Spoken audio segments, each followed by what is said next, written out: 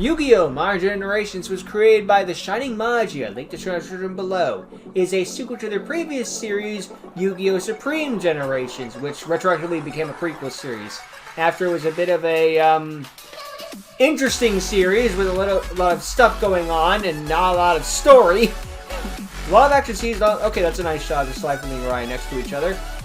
It's a semi-reboot sequel thing to try to make things a lot better than the previous version.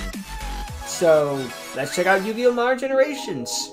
The duo is finished, Amelia. Our souls have been reborn. All race, all changes of your uncle, starting with the cult, and finally let this world be at peace now. For the sacred beast, they will well be scared, and good luck with that. Thank you, I'm not even gonna bother. Well, okay, so they can talk in their minds to each other now, so that's cool. Now we have a mind link. Great.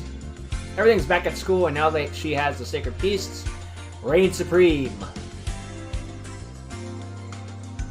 Well, it's cool to hear that interview thing that came out recently by the creator, though, that the third sacred beast power is based off the dorms of the GX, well, location, you know, Obelisk on top, Hyper at the bottom.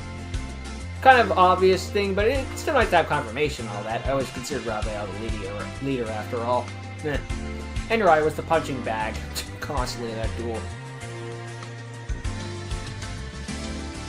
In hindsight, I should not have just whipped out Sacred Beasts in public like that. Well, damn! Just get right to it. Anyway, on to it literally a minute later. Well, some people kiss and then have, you know, segs. These two have duels. What the hell? Okay, that's for Jenner's arch nemesis, Archbeat. They can I said that some people have segs, some people duel. Well, it turns out, well, Chaos Strikes agree with that sort of ideal.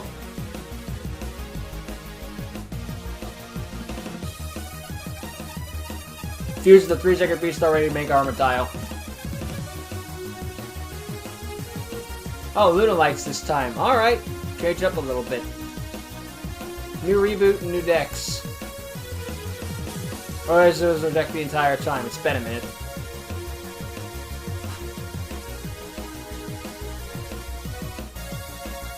Okay. Dragon's mine. Well. Oh wait, no, that one's real. Did they make that one? No, that one's real. Neat card. Have a free token, and I'll get a giant power boost.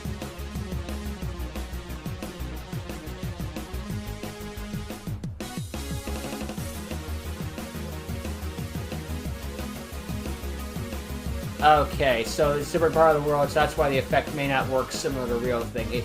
At least they try to explain it in universe, that's nice. Just, some cards work differently in other cultures. Fine, I can roll with that. That's not so bad. Good shot. Oh boy, DVL Star, lovely.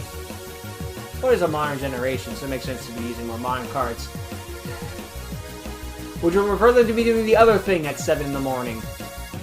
Also, I do like this background of the old GX location. That's nice. Dang! She's down to 500 life points. Well, some days that's all you can do.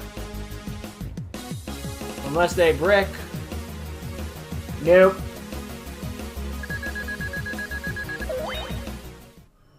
Well, just because you have the sacred piece doesn't mean you're the greatest duelist of all time, I guess.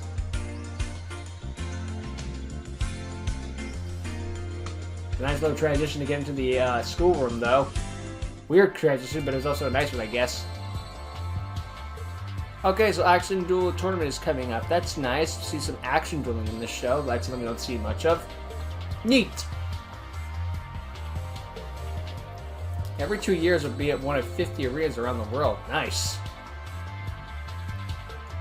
Oh, here's some rules that follow. Duelists have 4,000 life versus 8,000. Every duelist has 2 lives, meaning they can lose once, and it's not the end of the world. The winner of this tournament gets a signed copy of all of the cards they want, as well as the equivalent of $600,000, probably USD. The runner-up gets half that amount, but no signed cards. Unfair play is intentional injury to contestant, and we will get you disqualified. you cannot do a winning attack on the first of the first 4 turns unless it's effect or instant win effect. So I think that's ultimately fair, really. It'll give people a chance to fail, high stakes for winning, 4,000 life points. Give them a little buffer turn so it's not like I beat you first turn, unless it's an instant win like Exodia or something like that. I think that's fair. The current champion is a man by the name of Oliver Lucas. He is from Dublin. The intrusion penalty is also changed. Instead of 2,000 life points, it'll be 1,000 plus 100 for every turn that's passed before the intrusion. Caps on 10 turns. So if you walk in at like turn 1, it'll be 1,100, and if it's turn 2, it'll be 1,200, and so on and so forth. And if it's at turn 10, well, I think if it's like turn 11, I think that means they'll stop at 2,000, or maybe you just can't intrude at all. But honestly, I think those rules were pretty fair, all things considered. It's understandable. So that was nice. Hey. But alright, this is the new reboot now, and now we're going to get into the Shine Checker generations of this one. That's Shiny, the Supreme Generations, the new beginning. Oh, we're not done yet. Hurry the fuck up. Let's go already. Oh, who are you talking to? Oh, duel about to be in progress. To be continued. I thought it was going to be like the end of that one movie. I forget the name. But just like, what are you still doing here? Movie's over. Go home. I think the SpongeBob movie, the original SpongeBob movie, also had a similar scene where the pirates just hitched around the theater. It's like, guys, movie's over. What did you just say? It's the movie's over. You can go home now. Oh, okay, bye.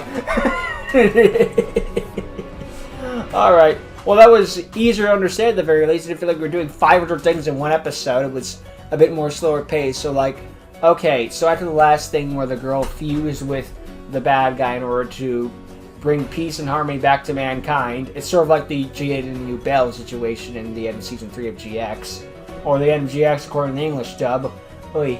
But, okay, so after that happened, now that the timeline's been rebooted, basically, she has the Sacred Beast. But just because she has the Sacred Beast doesn't mean she's the most powerful being in the universe. She can't still lose, clearly. As a duel against that person, she loses, and that guy or girl wins. And now, well, we're up to school to learn about the action dueling thing and the tournament that's coming up. So, what will a Yu-Gi-Oh! Show be without a tournament? Enter his brains, but hey, I'm not going to play about having a tournament arc in a Yu-Gi-Oh! Show. Otherwise, I'd be against, like, more than half of them, to be perfectly fair. But hey, it fits the Yu-Gi-Oh! Thing. It's fine. It makes sense and all that good stuff. Again, I think the action duel rules were perfectly fair, Giving them a chance to fight back if they do lose, make it high stakes, and giving them a fair fighting chance. And the winning result is ultimately a fair thing. Poor guy who's got to sign all of those copies, though. Sign copy as any card you want. I hope they mean like any card you want or something like that, or like you have a limit. Otherwise, you'd be like, yes, I'd like a signed copy of every card in this game by LeBron James. Or something, like some famous basketball player from like whatever country you live in. I don't know. Derek Jeter, please. I know he's baseball. Shut up. I don't know many sports people. Big Papi. No, he wants signed copies from a dead guy. Or gal or whatever. I don't know.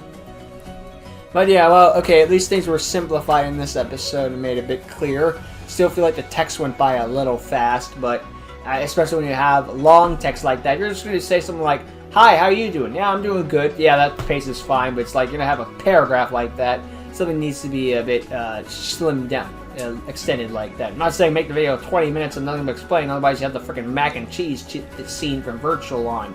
But it's nice to know that the criticism was taken to heart, even though this video came out well after I already gave my points on that thing. But, it seems that they took some of the feedback they got at the time and took that to heart, and now I'm trying to fix that. So hopefully there's more modern generations to come in the future, because I want to see more of this stuff and see how they've improved and what comes next from it, because this does feel like trying a bit more with like the camera thing, like the zooming into the teacher's room and all of that, and trying out some more shots like that. And it'll be interesting to see what happens more in the future, and see what's up with the Red Dragon Archfiend guy now that the gods aren't much of a thing anymore. So, well, they are still a thing, but not as much. So, interesting to see what he's going up into. And maybe he's aware of the rebooted timeline. He's trying to do something to stop it or something. I guess time will tell that tale. We gotta find out more about this action tournament in the future. But for right now, good work to Shining Magia. Link to the channel description below if you want to check out their stuff for the future. Apparently they're going to try to get to work on Episode 2. but we'll worry about that stuff later. But for right now, I guess all I gotta say is thank you for watching. Hope you enjoyed. See all of you next time. Later.